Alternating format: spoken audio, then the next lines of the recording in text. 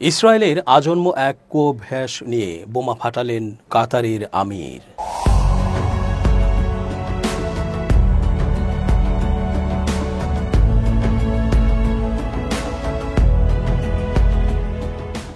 আসসালামু আলাইকুম প্রিয় দর্শক, আমন্ত্রণ আজকের আলোচনায়।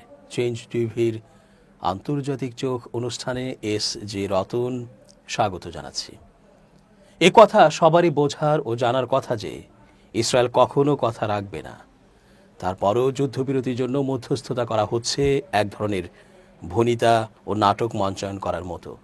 এটা বোধ করি হামাস বোঝে বলেই তারা যুদ্ধ ছাড়া আর অন্য কিছু কখনো চিন্তাও করেনি।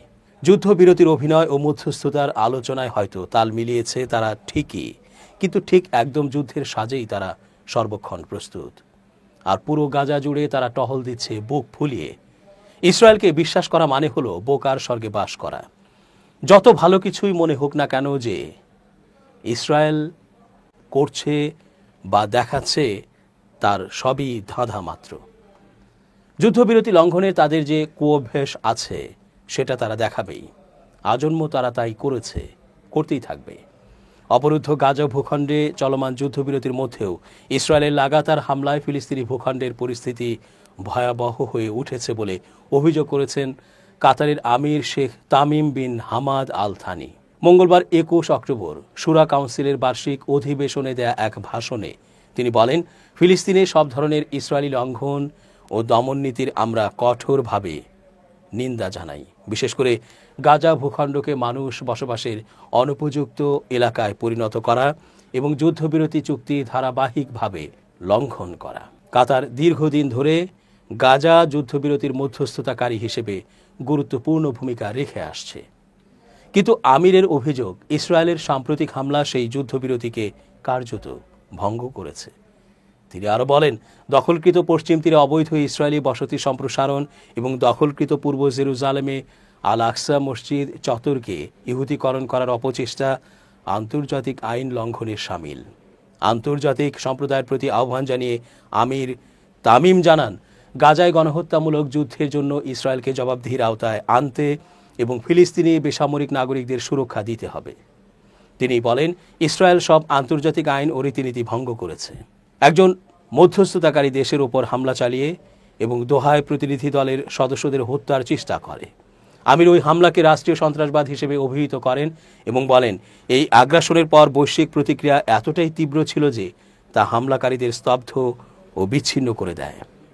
অন্যদিকে ফিলিস্তিনি প্রতিরোধ সংগঠন হামাসও আন্তর্জাতিক মহলকে আহ্বান জানিয়েছে ইসরায়েলের ওপর চাপ অব্যাহত রাখতে, যাতে তারা ১০ অক্টোবরের গাজা যুদ্ধবিরতি মেনে চলে। চুক্তি কার্যকর হওয়ার পর থেকে ইসরায়েলি বিমান হামলায় প্রায় ১০০ ফিলিস্তিনি নিহত এবং ২ শতাধিক আহত হয়েছেন। গাজার শাসক গোষ্ঠী হামাস জানিয়েছে তারা ইসরায়েলি জিম্মিদের মরদেহ ফেরত দেওয়ার প্রক্রিয়ার কাজ করছে, যদিও ইসরায়েলের অব্যাহত হামলা ও ধ্বংসস্তূপের কারণে তা ব্যাহত হচ্ছে। এখন পর্যন্ত স্বাধীনতাকামী সংগঠনটি ২০ জীবিত জিম্মির মুক্তি দিয়েছে এবং ১৩ জনের মরদেহ ফেরত দিয়েছে। এর বিনিময়ে ইসরায়েলি কারাগার থেকে প্রায় ২,০০০ ফিলিস্তিনিকে মুক্তি দেওয়া হয়েছে। হামাসের মুখপাত্র হাজেম কাশেম অভিযোগ করেন, ইসরায়েল নিয়মিত যুদ্ধবিরতি ভঙ্গ করছে এবং মানবিক সহায়তার প্রবাহকে রাজনৈতিক চাপে পরিণত করছে। ২০২৩ সালের ৭ অক্টোবর থেকে ইসরায়েলের গণহত্যামূলক যুদ্ধে এখন পর্যন্ত ৬৮,২০০ এর বেশি ফিলিস্তিনি নিহত এবং ১,৭০,০০০-এরও বেশি আহত হয়েছেন, যা গাজার ভয়াবহ মানবিক পরিস্থিতির প্রতিচ্ছবি তুলে ধরছে। গাজায় ব্যাপক বিমান হামলা চালিয়ে ২৬ জন ফিলিস্তিনিকে হত্যার পর রোববার ২০ অক্টোবর যুদ্ধবিরতি পুনঃকার্যকরের ঘোষণা দিয়েছে ইসরায়েলি বাহিনী। ইসরায়েলি সেনাবাহিনী জানিয়েছে, গাজায় ২ ইসরায়েলি সৈন্য নিহত হওয়ার পর চলমান যুদ্ধবিরতি চুক্তি লঙ্ঘন করে দক্ষিণ গাজা সহ অঞ্চলটির বেশ কয়েকটি এলাকায় অনেকগুলো বিমান হামলা চালানো হয়। সূত্র রয়টার্স। তারা আরও জানায়, হামাসের সশস্ত্র সদস্যরা একটি অ্যান্টি ট্যাঙ্ক ক্ষেপণাস্ত্র নিক্ষেপ ও গুলিবর্ষণ করে ২ সৈন্যকে হত্যা করে। এর পরপরই ইসরায়েল গাজা জুড়ে হামাসের টানেল, অস্ত্রাগার, ফিল্ড কমান্ডার সহ একাধিক লক্ষ্যবস্তুতে বিমান হামলা চালায়। এ হামলায় গাজার আল জাওয়াইদা শহরে ফিলিস্তিনি স্বাধীনতাকামী গোষ্ঠী হামাসের সশস্ত্র অভিজাত শাখা আল কাসাম ব্রিগেডের অন্তত ৬ সদস্য নিহত হন। নিহতদের মধ্যে ব্রিগেডের জাবালিয়া ব্যাটালিয়নের কমান্ডার ইয়াহিয়া আল মাবহুহও রয়েছেন। ইসরায়েলি এক নিরাপত্তা সূত্র জানায়, যুক্তরাষ্ট্রের চাপের পর সোমবার থেকে গাজায় মানবিক সহায়তা পুনরায় পাঠানো শুরু হবে।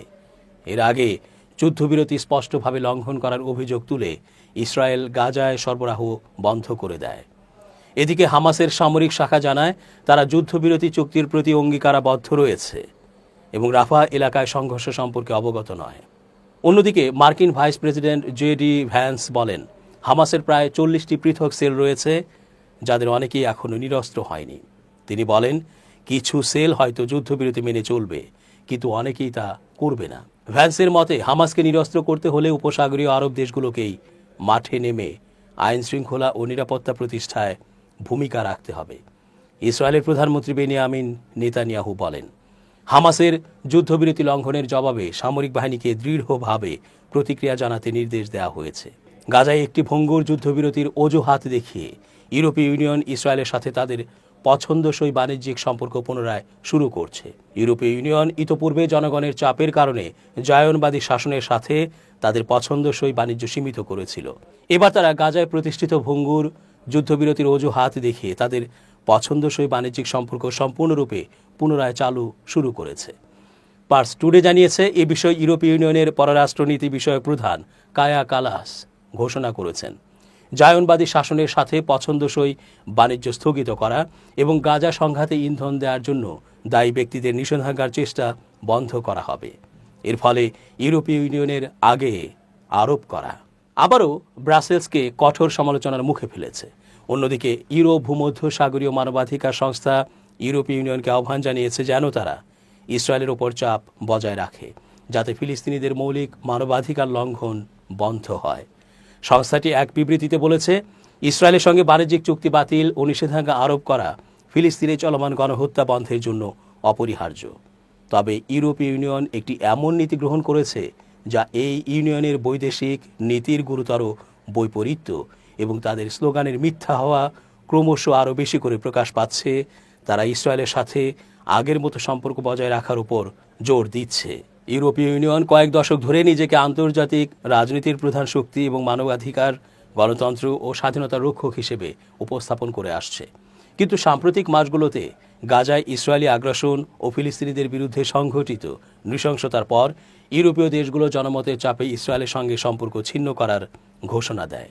ইউরোপীয় ইউনিয়ন, যা গত কয়েক দশক ধরে নিজেকে আন্তর্জাতিক রাজনীতির একটি প্রধান খেলোয়াড় এবং মানবাধিকার, গণতন্ত্র ও স্বাধীনতার মতো বিষয়গুলির প্রতি প্রতিশ্রুতিবদ্ধ হিসাবে উপস্থাপনের চেষ্টা করেছে, গত কয়েক মাস ধরে গাজায় বসবাসরত ফিলিস্তিনিদের বিরুদ্ধে জায়নবাদী শাসনের বৈরী ও অমানবিক নীতি অবলম্বনের পরিপ্রেক্ষিতে ইসরায়েলকে নিষেধাজ্ঞা এবং এই শাসনের সাথে তাদের সম্পর্ক ছিন্ন করার দাবি করেছিল। একটি সিদ্ধান্ত যা ইউরোপীয় দেশগুলিতে জনমতের চাপে ইউরোপীয় কর্মকর্তাদের গ্রহণ করতে বাধ্য করা হয়েছিল।